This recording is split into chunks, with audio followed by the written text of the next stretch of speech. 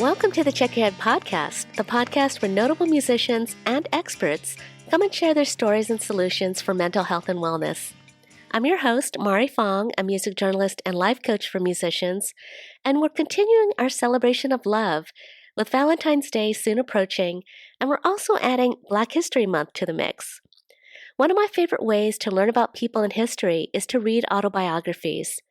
So two that I'm recommending are about two iconic Black musicians that changed the face of music. One being the great Sammy Davis Jr. and the other being the amazing Quincy Jones. So if you want to read a really good autobiography, pick up Yes, I Can, The Story of Sammy Davis Jr., or Q, The Autobiography of Quincy Jones. Both incredible stories by two incredible musicians. For Valentine's Day, we'll be celebrating by hearing part 2 of our interview with top psychiatrist and relationship coach, also popular on TV shows like Marriage Boot Camp and The Tamron Hall Show, and I call him the Preacher of Love, Dr. Ish Major.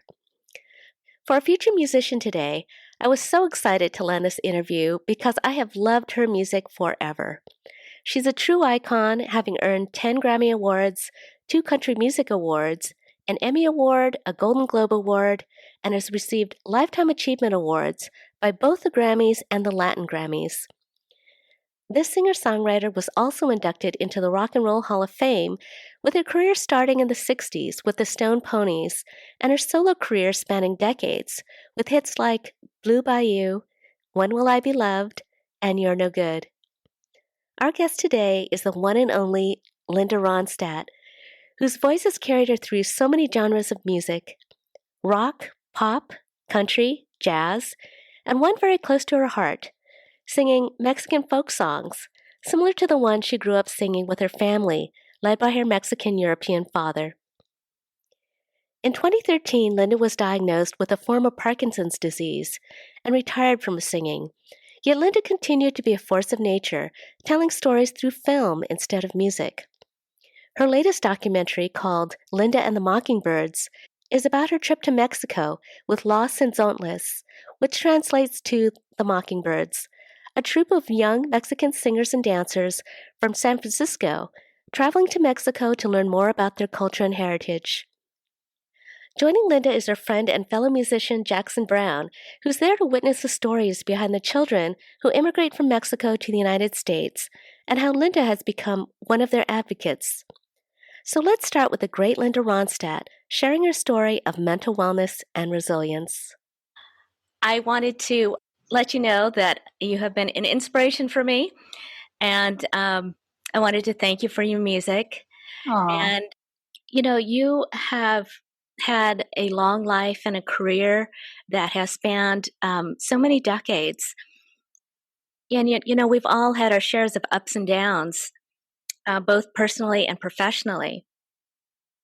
When looking back, what were some of the greatest struggles of your life, or some of the downs that you can think of? Well, I can't say really. I had a pretty good time. Being on the road is a little bit alienating. Makes it hard to maintain friendships. I somehow managed to keep my friends. I don't know why they put up with me. It's hard to interrupt your reality and go replace it with a month or two, and then come back and try to reassemble your life. You did mention that about the loneliness being on tour, which is something that a lot of musicians experience, being away from family and friends. Do you think that was the most difficult part of being on tour, the loneliness, or was there something else? Sometimes there was great camaraderie, You get into a real groove with the band, and you get very insular. I think it's like Joseph Conrad's book, Heart of Darkness, at the beginning talks about how provincial sailors are. You think they're not provincial because they sail around the world, but they only go to the port, and they only see the same things in every port: grog shops, prostitutes, people that hang around in those kind of places, and it's all the same. So we'd get very, very insular like that. We just see the sound check and the bus backstage. But if it was good group dynamics, we'd have a lot of fun together because we became comrades. Well, that's really good to hear. when people think about touring, they think about the parties and, groupies and things like that. But, you were a female lead in the 70s in a very male dominated industry. And I know that there were a lot of male artists that really, you collaborated with, but you were like a strong willed, determined artist. How was that, going up the ladder? Did you experience like comments or behaviors that really made it difficult for you as a woman, as a lead female woman? Not particularly. I had a good manager. I was protected from a lot of that. If I'd been on my own, maybe it would have been different. But I didn't. The guys in the band were like my brothers. They were nice. That's really good to hear. In one of your interviews, you did talk about depression and how it affected your life. I don't think it was situational particularly. I think it was chemical. Really? You think it was due to medication or a hormonal thing, or just going through different time zones and not being in the same place for very long. I think it can cause depression. I think the best way to fight it is with exercise. Yeah, I think you were saying that running was an outlet for you, and that exercise was something that your brain chemistry. You can do yoga and running and change your brain chemistry.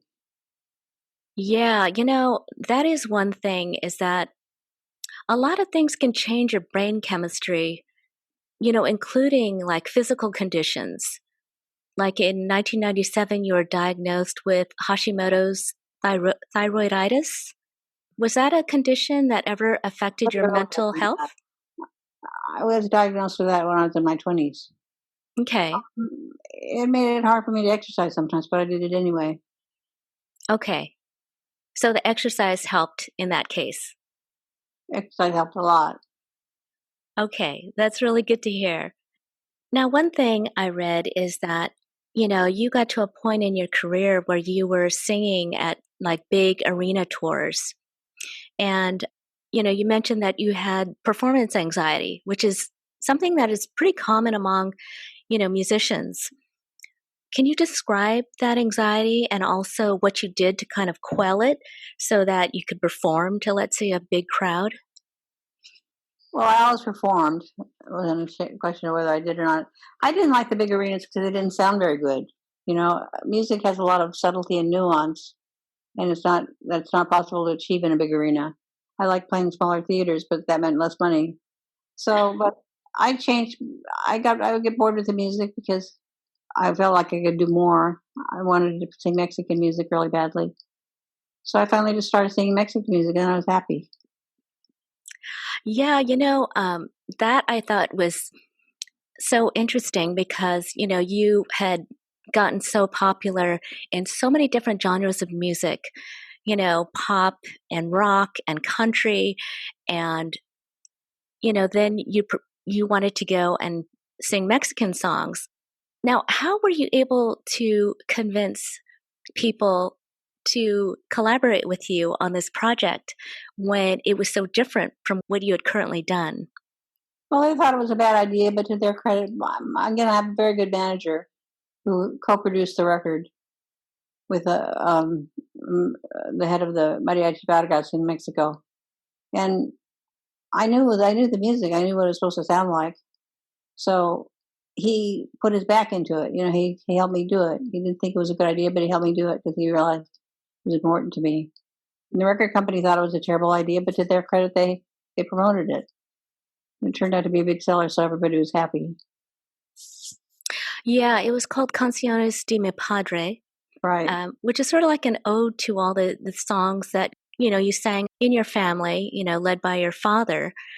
And it ended up being one of the best-selling non-English album in U.S. history. And that kind of leads me to your documentary, Linda and the Mockingbirds. I saw both your documentaries. I saw, the one about your life, The Sound of My Voice, and also Linda and the Mockingbirds. And I just got the sense that you weren't as interested in your own documentary, but was really interested in telling the story about, the Mexican music, the song, the dance, the traditions, the history. Would you say that'd be true? Well, I've been involved with this group for about 28 years, 29 years. I saw them singing on the street with little children. They're playing really, really well. They were playing really traditional songs from deep in Mexico that I knew the style of, and they were doing it right. And I was astonished because usually you see little kids beating their brains out trying to play music, and it sounds pretty good, for little kids, but they sounded good. So Hmm. I stopped and asked them where they were from, and it turned out they were from the East Bay. And the person that was playing with them, the adult in charge, was Eugene Rodriguez, that had founded this cultural center called Los Ensontles, which means the Mockingbirds in Nahuatl. And he'd been teaching kids how real traditional ways of playing instruments, dancing, singing, and visual art. And it was an incredibly rich environment. I went to see it. They ran about 300 kids a week through that facility, and they learned. They didn't learn how to be performers necessarily. You didn't have to audition. It wasn't for the performing arts. It was for children to learn music and art so they could express themselves and socialize with each other and connect with their grandparents' generation. So it connected families to intergenerationally. Also, those kids graduated from high school and college more frequently, and there was less teen pregnancy, and they weren't involved in gangs because the center gave them something to do after school. There was a place to do their homework. They had really healthy food. They had cooking lessons there. The families are very involved with the whole thing. I just thought it was the best music facility I've ever seen for music education. Well, when you went on that trip to Mexico and you sponsored, the troop to go to Mexico to learn more about their heritage and so forth and continue with their dancing and their music, did you have the idea that you wanted this to be a documentary? Or No, oh, no, it happened by accident. The people that were doing the documentary on me had asked for an interview, and I said, you know, yeah, my whole life in interviews, I've said I'm Mexican American, and they just kind of disregard. So I didn't want them to disregard the fact that I was Mexican American and that Mexico was a huge part of my musical heritage and had a profound influence on my style. So I just said, if you want to interview me, you have to go to Mexico. So I was taking the kids, and they were taking a film crew because Eugene usually documents the stuff they do. And so it was going to take up too much room on the bus to take two film crews. So I said, well, we'll share a film crew. And so that's how James Keach got to know Eugene Rodriguez. And together they produced the documentary. I'd love to take credit for it because I think it turned out very nicely, but I really didn't have anything to do with it except I planned the trip. well, you did. I mean, you orchestrated everything, and you did ask James Keach to go along with you, which is really pivotal, without thinking that it would be a documentary. So you're saying that it was actually his idea to create this story, Yeah. and to put it out. Well, Eugene was already doing it. He just kind of took over Eugene's production. Oh, I see. Okay, well, it was such a vibrant, just everything, the colors, the music, the energy, just the feeling behind all of it.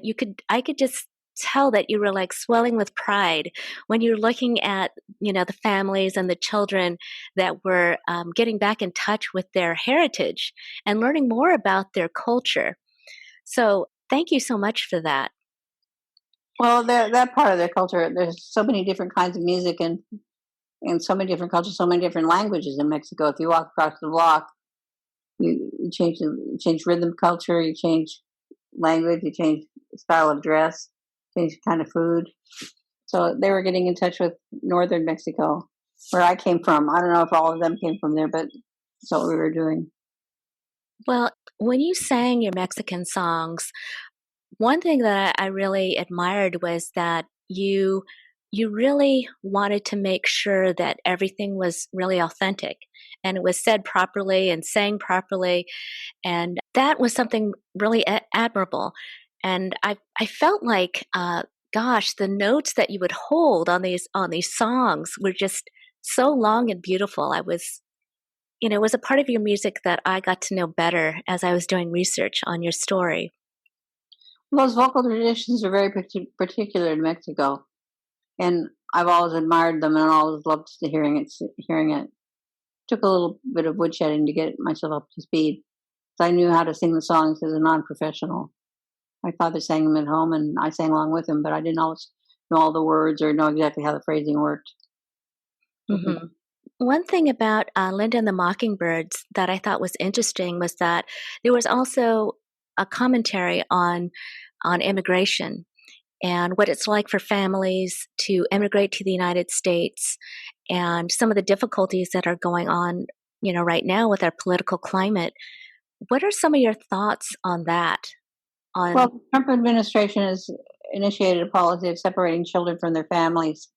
Is a clearly cruel and punitive action. Lots of times, families that are trying to come in legally, that have come to the border and applied for asylum, they take them into detention right away while they're waiting to apply, and they take their children away from them. In many cases, take the children away from them in San Diego and fly them to New York City and put them in facilities they can't keep track. They weren't set up to keep track of these children.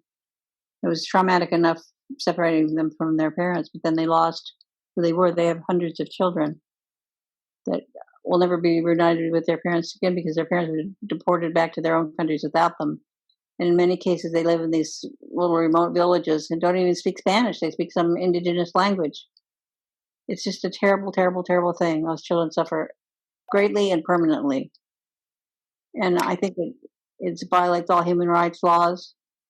I'm surprised the United Nations hasn't come down on us for that. It's inexcusable.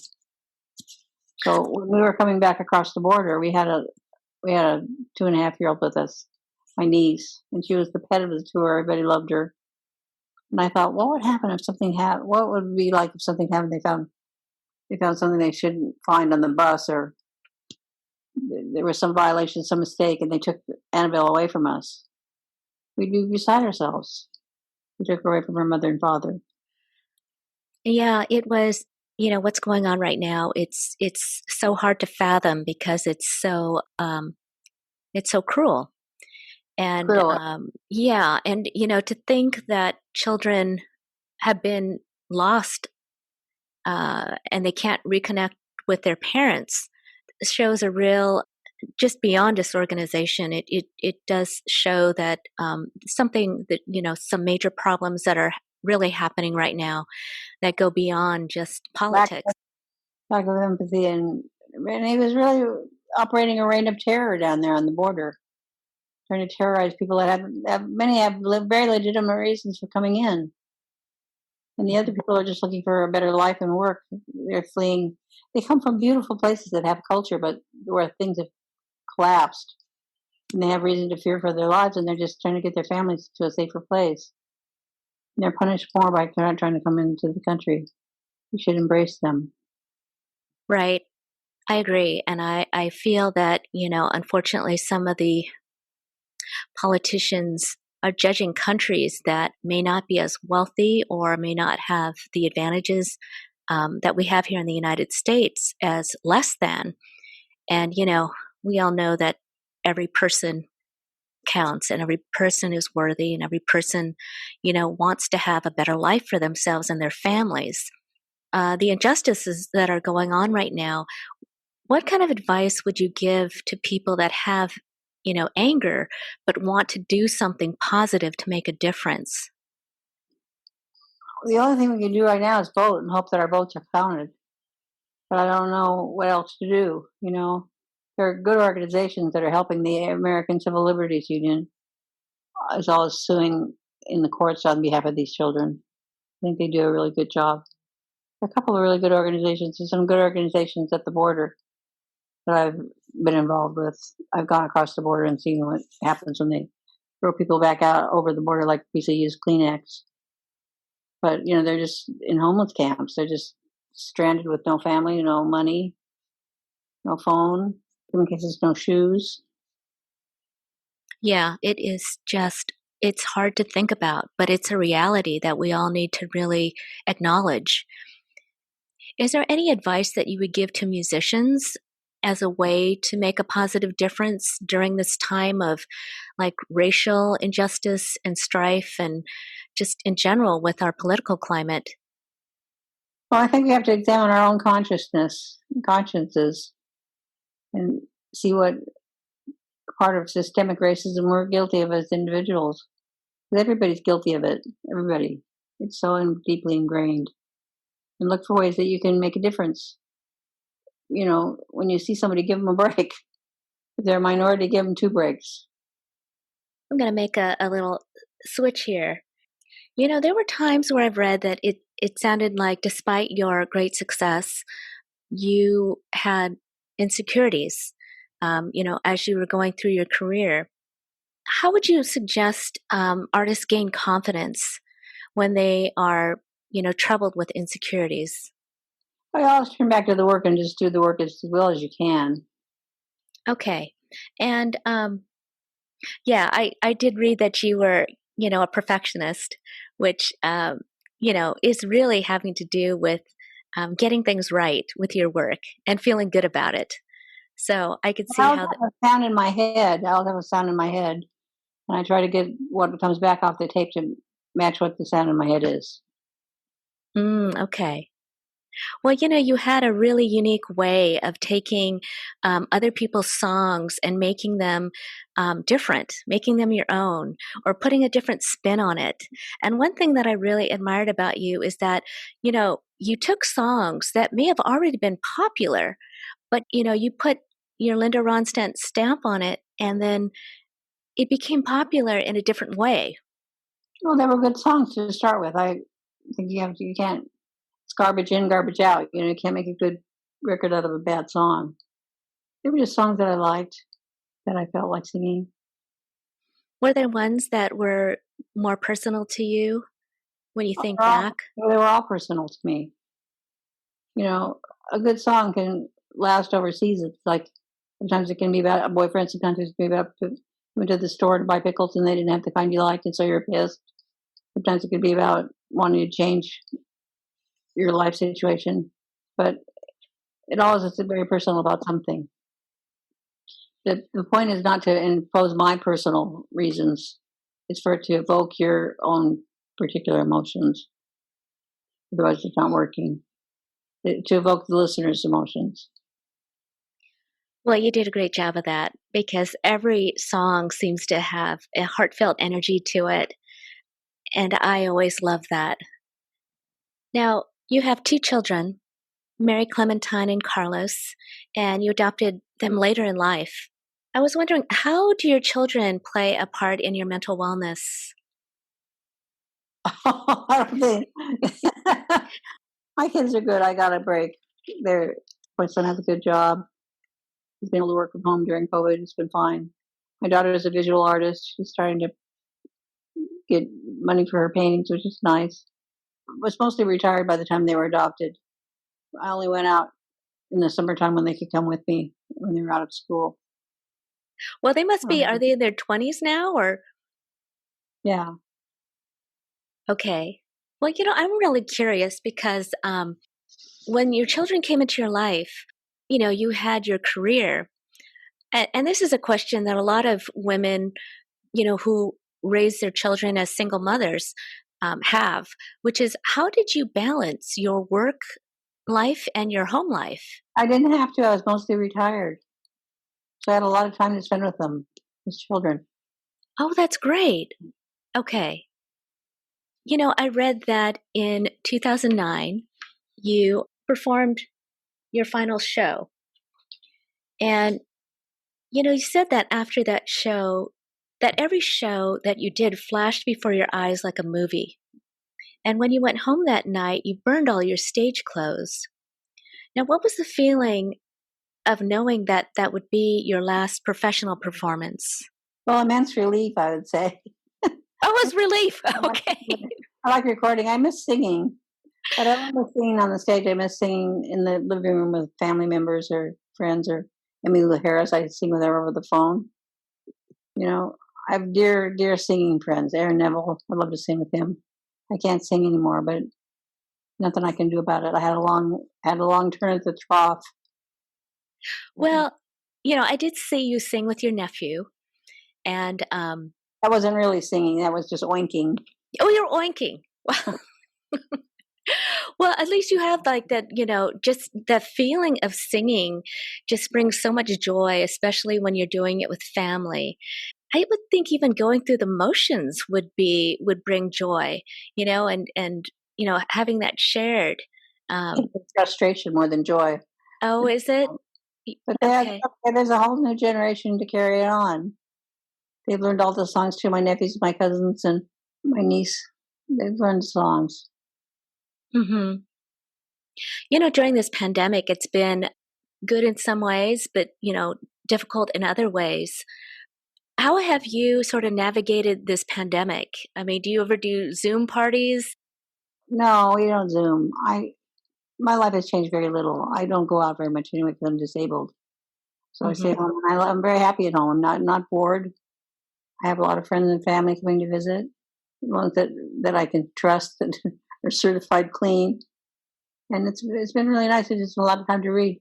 It hasn't been so nice for some people I know, especially restaurant owners and ballet dancers and opera singers. It's been a disaster. It's been catastrophic. But for me, I've had very little change in my life. Okay, and I'm glad that you have all these wonderful books that you've been probably wanting to read forever, right? And you just never had the time to do it. I've always had the time to read. I always make time. Oh, that's good. I always read for an hour before I go to bed, no matter what. And I read in the morning and in the afternoon. What kind of books do you normally read, and what has been one of your favorites? Reading a book on fungi, Fungi. fungus, Like, fungi. okay. Mushrooms are the fruit of. Ah, Pretty you, good. kn- my daughter was, she graduated with a biology degree, and we actually went to the Amazon to go look at all of the plants and the growth there. So I think that's really interesting that you're interested in fungi. Before that, I read a book called Caste by Isabel Wilkerson. It's about viewing racism through the caste system. It was really interesting. Okay. It could be taught in every school. When you transitioned from stepping away from performing, you said that was a relief to you. After you were starting to get symptoms, you did get the diagnosis of Parkinson's disease at first, and then later on it was diagnosed as something different. Right, it's a form of Parkinsonism. Okay, and it's called progressive supranuclear palsy. Right, Parkinsonism. Okay, and it's a form that is a little bit more aggressive or progressive. Is that true? I don't know. I can't stand to read about it. It's bad enough Okay. having it. Now, when you first got the diagnosis, you knew something was going on. How did you first react to it? Well, I went to the doctor and said, "What the fuck's going on?" Hmm. I couldn't sing. I knew there was something. I knew it wasn't. I knew it wasn't the kind of vocal impairment that comes with age. It was systemic. And when you heard the diagnosis, was the reaction like relief, or was it like anger, or was it? I had the measles, and it was something I'd get over. But since there was nothing I was going to get over, there's nothing to do but accept it. Hmm. Go And on. was that an easy transition to get to a point where you accept the diagnosis? Well, I accepted it right away. I didn't have any choice. Yeah, I mean, I ask only because sometimes we get diagnosed with things and we're like, I don't have that. That's not me. But you eventually get to the point where you have to accept it and move forward. Well, that's what I did. In one article you said, "Well, now I need to find a support group." Was that ever something that you seriously like looked into? No, Okay. And there are quite a few musicians that, get to a point where they might lose their musical ability. Now, what kind of advice would you give to a musician that is faced with something like that? I wouldn't know what to say. We all lose our ability as we age. Part of the cycle of life. One thing that I talk to quite a few musicians about is, when they go through difficult times in their life, maybe they're going through mood disorder like depression or anxiety.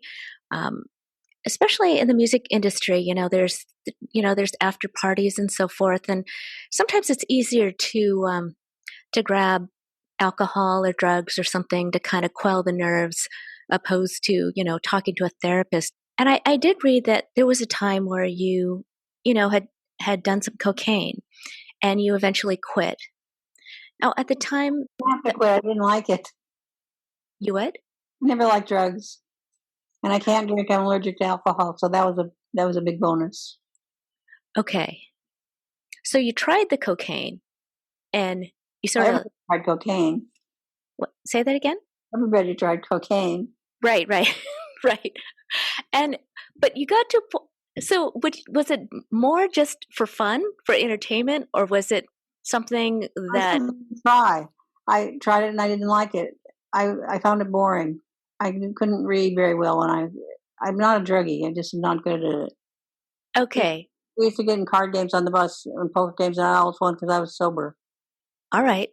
For winning at poker. Well, I'm glad.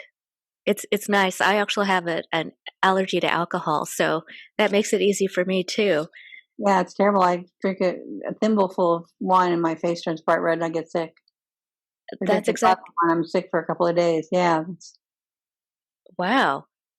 Yeah, I get bright red myself. My heart starts to beat really fast. Yeah, alcohol's a drag. It is definitely can be a drag.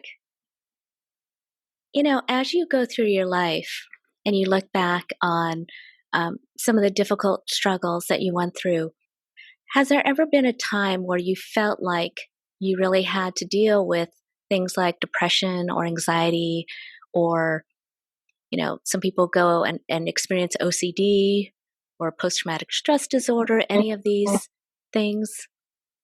Was that ever an issue in your life? Well, I think it's an issue in everybody's life. Everybody has anxieties and everybody has sadnesses and everybody has frustrations. It's how you deal with it. And how did you normally deal with things beyond exercise? Turn back to the work and try to make it as good as I could get it. Okay. And one thing I discovered is that there are a lot of people that find being alone as a big fear.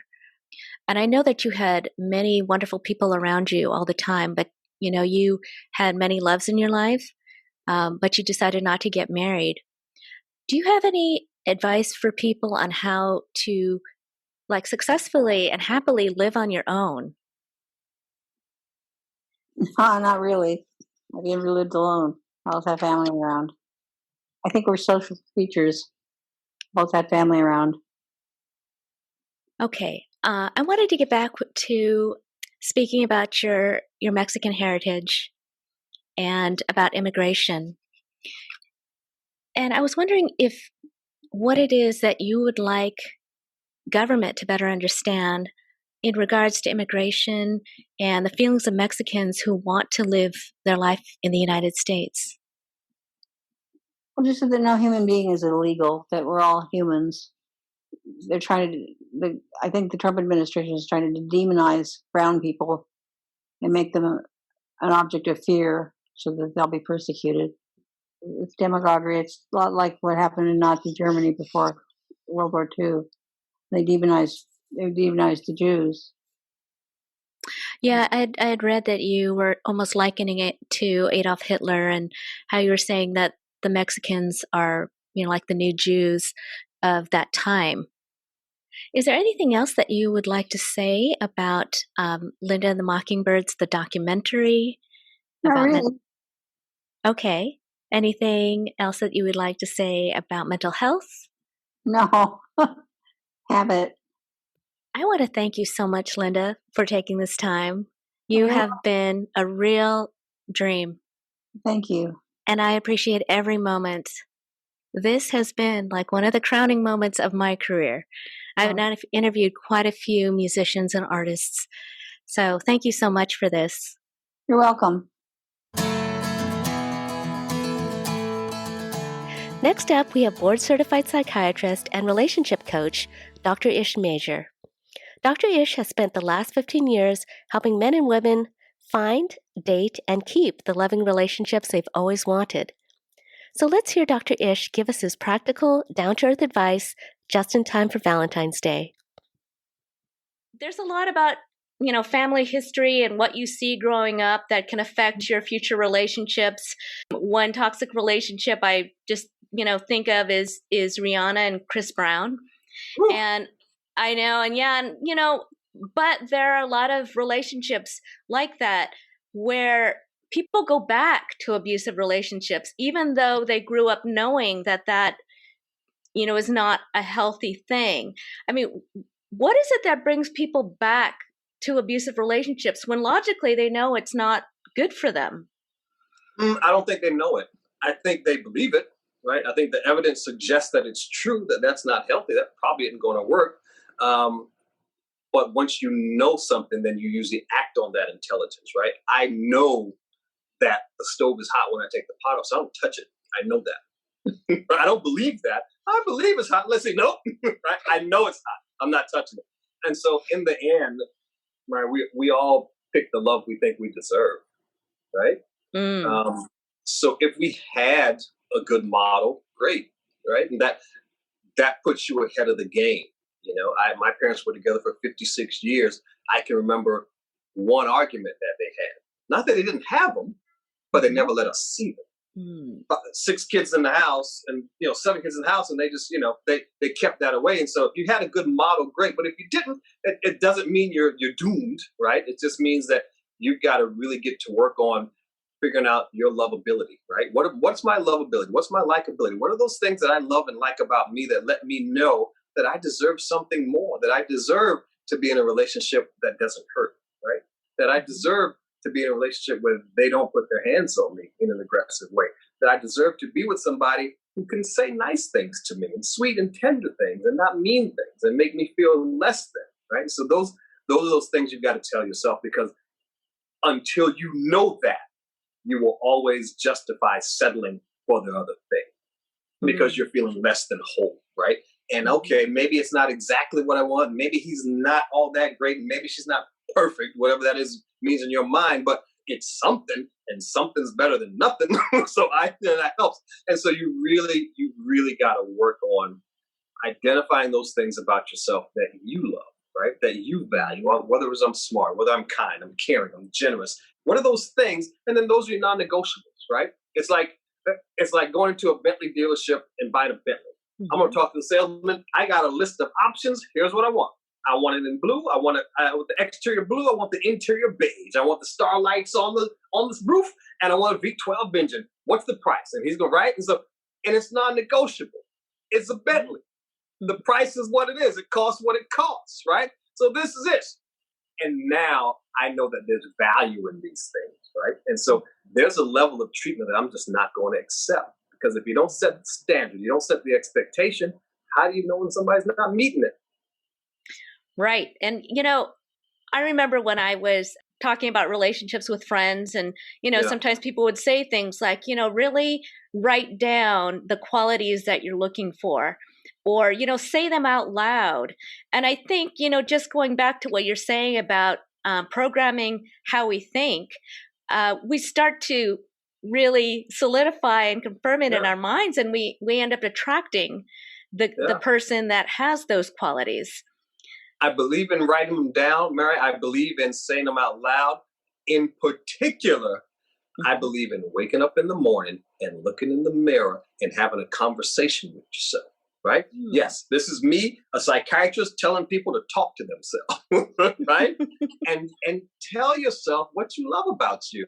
I love your eyes. Look at those brown eyes. I love that smile. Look at that smile. Because think about how few times we hear that during our week. Right? It's Thursday. I hadn't heard that from anybody else all week long. But, right?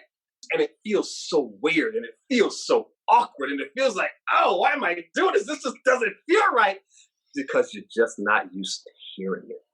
Well, one thing about talking to yourself in the mirror, which is something I have not thought of, but I always felt like if people, like for instance, with my boyfriend, he'll say wonderful, kind things to me, which is great, but sometimes he's really hard on himself or he'll Yeah. call himself stupid or something. Right. And I just thought, if you can just be your own best friend, you would never talk to your best friend or me like that.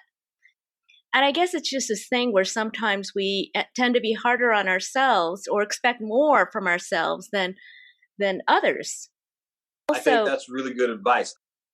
Talking in the mirror would be a good habit, especially during the pandemic, because we're finding ourselves with very few people in our personal space. And some people also being alone.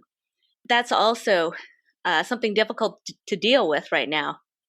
Yeah, and the big thing there is just realizing that being alone doesn't mean you have to be lonely, right? We've got to be able to, number one, become our own best company and enjoy a good time with ourselves. What are you doing tonight? Well, you know what? I got my Netflix right here. I got my pizza right here, and it's about to be a great time, right? And so you got to get comfortable with that. But take advantage of the tech. Reach out via text. Make that. If your mind tells you to touch base with the old friend, reach out and do it. You never know, right? It's going to help you, but it may be helping them more. So so reach out and take advantage of that. But yeah, it's a tough time. We're all figuring out how we're going to be okay. A lot of us came to the realization that what we were doing wasn't helping us feel okay, or who we were with weren't helping us feel okay, and we got to figure some things out differently coming out of that.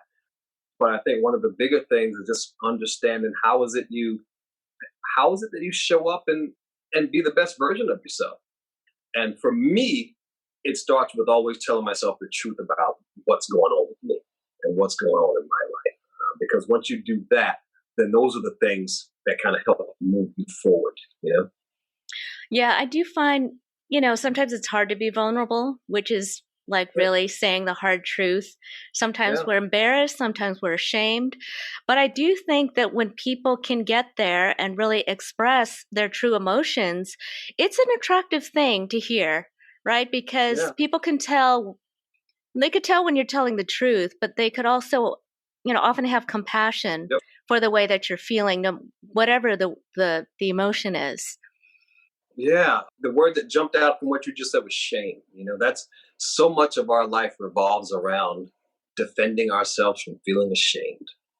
Ashamed of how I look, ashamed of what I have or what I don't have, right? Ashamed of what I didn't accomplish or what I didn't get done. And so if you can really do some work around your shame triggers and understand what those are, whether it's and how you defend against those, right? We talk about personality types and how they develop. A lot of our personality is how we defend against shame.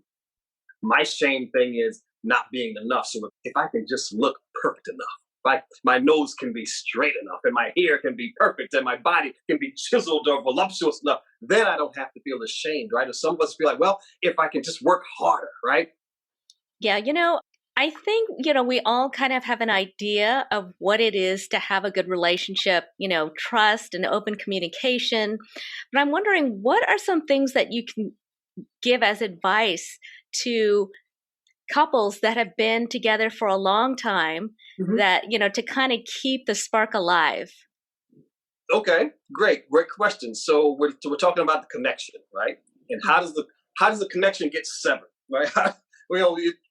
People say, well, I don't know what happened. We just grew apart. I don't know how. Well, you grew apart because you stopped being curious about each other, right? You felt like you knew it all. You felt like you heard their stories and oh, yeah, that's the story about the guy at work, Bob. I remember how that, yeah. I know how that works. Oh, yeah, that's about the person who ran you off the road. Yeah, got it. Heard this, right? So remember to be curious, right? Because our life, what we did last year, we're going to show up and do some new stuff this year, right? We're going to have some new experiences. We're going to take in some new information. And we're going to be somebody new, right? Our cells in our body, every 90 days, they're all kind of regenerated and recreated themselves. Our lives are the same way. We're never the same. I tell people, when you see me this week, take a picture, because when you see me again, I'm going to be somebody totally different. So we forget to give people the updates. Like last night, I turned my phone off. I woke up this morning, had a message that said automatically updated, right? New software, fixed all the bugs. We never do that with our partners. We never update them. The stuff I liked 20 years ago when I was 25, I don't like anymore.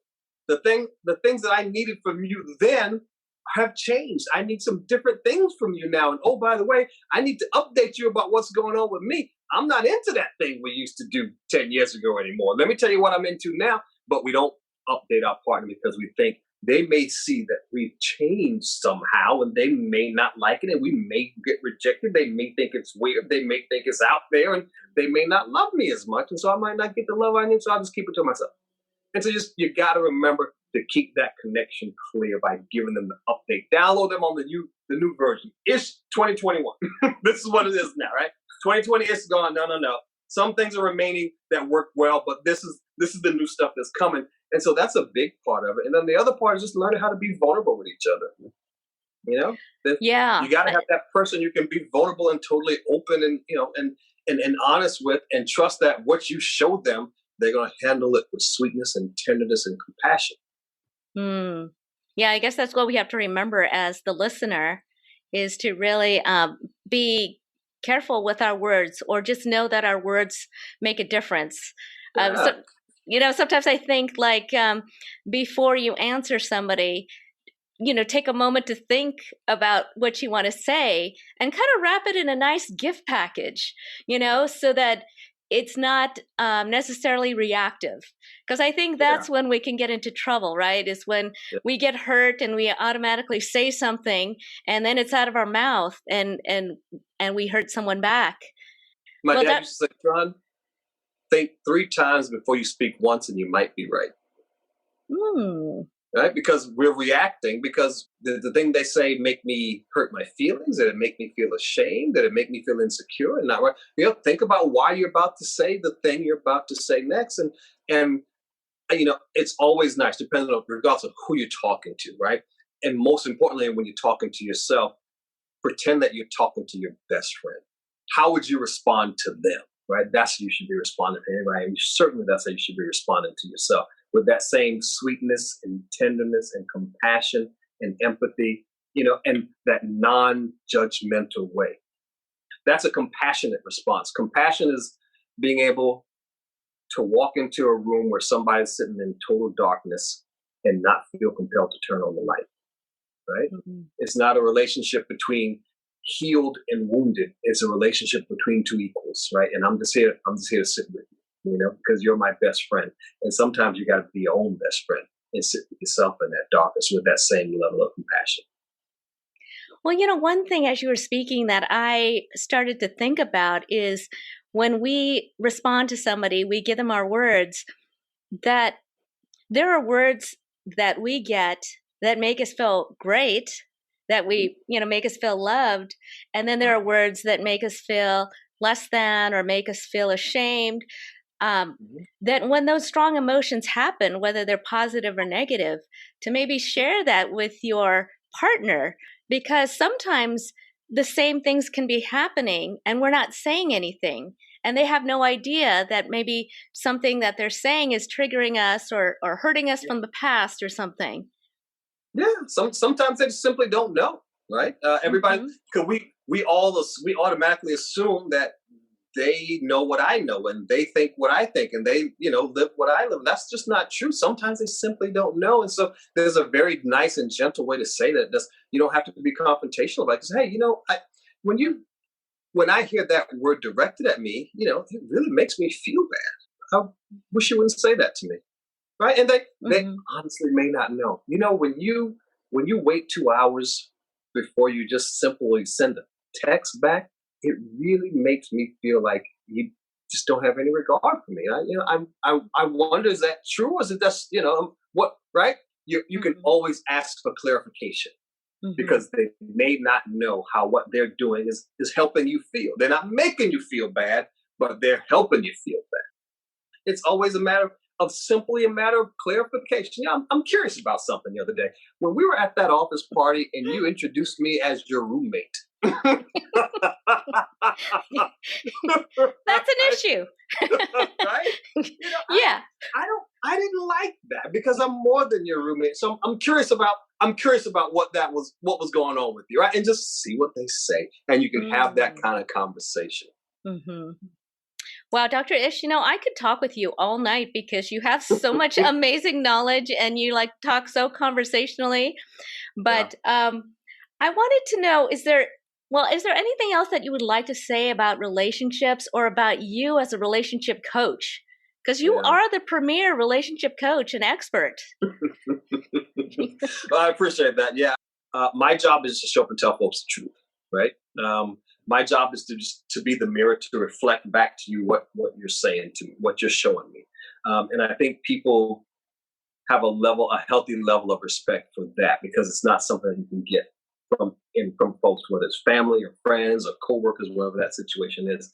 And my job is just to always, the thing that I do that may be a little bit different from everybody else is I'm here, to challenge some of those automatic negative beliefs you have, but I'm here to always help you get to two different places, right? One place is the place where you allow yourself to tell yourself the truth in a compassionate way. And then the other place is where you allow yourself to accept every single thing about you. There can always be things you want to change, right?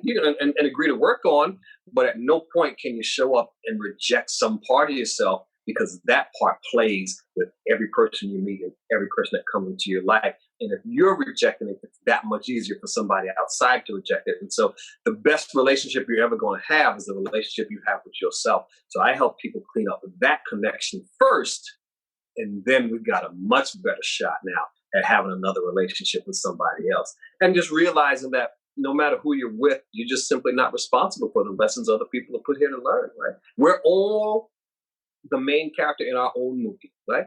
Everybody else in my life is just a supporting actor or actress. That's just the way it is, right? Mm-hmm. And understand that 90% of what you do, 90% of what people are giving you doesn't have anything to do with you, but it's all about them. And if you can find a way not to take some things so personal and just accept where you are and who you are and love all of it, and get comfortable not only giving it, right? Because some folks are givers, but also get comfortable receiving it. Mm. One of the things I had to work on personally was just getting comfortable receiving it. I could give it no problem, but it always felt weird to get it back. I was like, no birthday party for me. No, don't give me anything for Christmas. No, don't make a big fuss over me at all. And then I just had to really tell myself the truth about that, which was, it does feel good for folks to make a big deal out of it. And it does feel good to to be appreciated. And actually, I do deserve that. Well, that I think is really the key to having a healthy relationships, is being able to give, but being able to receive, and having that healthy cycle happen, and having joy to give to that person you love, and having joy also to say, oh, they're giving me this love and I love feeling it. We all want unconditional love, right, from our partners. But I think what you're saying also is having unconditional love for ourselves, right, with all of our flaws and all of our mistakes, and just saying, you know what, I am a human and I'm trying to do the best that I can, and I'm all good here. It's all got to start there, right? And we all go through stuff. We're all battle tested, and it's the scars that make us beautiful, and how we wear them and how we portray it. And so, fly that flag, whatever that flag is, show that scar. That's the thing that makes you you. And it's also the very thing that makes you uniquely beautiful. And so just love it. Yeah. Wow, what a great way to end the show. I love that. Thank you so much, Dr. Ish. I feel better about myself after this conversation. Thank you so much for being on the Check Your Head podcast. You're very welcome. It's a pleasure. Thank you so much for having me. Thank you. A big thank you to the always delightful Dr. Ish Major and the forever talented Linda Ronstadt. For more information on Linda Ronstadt, visit lindaronstadt.com, on Facebook at Linda Ronstadt Official, and Instagram at Linda Ronstadt Music. And for more information on her documentary, Linda and the Mockingbirds, visit lindaandthemockingbirds.com. The documentary can also be streamed on platforms such as Hulu, Amazon Prime, and HBO Max. For more on Dr. Ish Major, visit drishmajor.com and find him on social media at Dr. Ish Major, and look out for Dr. Ish on Season 18 of Marriage Boot Camp on WeTV. For mental help and solutions for recovery, visit checkyourheadpodcast.com. And if you enjoyed today's Check Your Head episode, share it with your friends and be our friends on social media at Check Your Head Podcast. Thank you for leaving us a review or supporting us with a donation at checkyourheadpodcast.com. So until next time, be brave, ask for help, and be persistent in finding the mental help that you need. The Check Your Head podcast is kindly supported by DBSA San Gabriel Valley, Lemon Tree Studios, and Blue Oak Mastering and Podcasting in Los Angeles. Visit our website at checkyourheadpodcast.com, where you'll find free and affordable resources for mental health, and where you can also support us by donating or subscribing to our Patreon page. Thank you so much for liking and following us on Facebook and Instagram at Check Your Head Podcast. And the Check Your Head Podcast is sponsored by a 501c3 nonprofit, so all donations are tax deductible. Thank you so much for listening and for your support.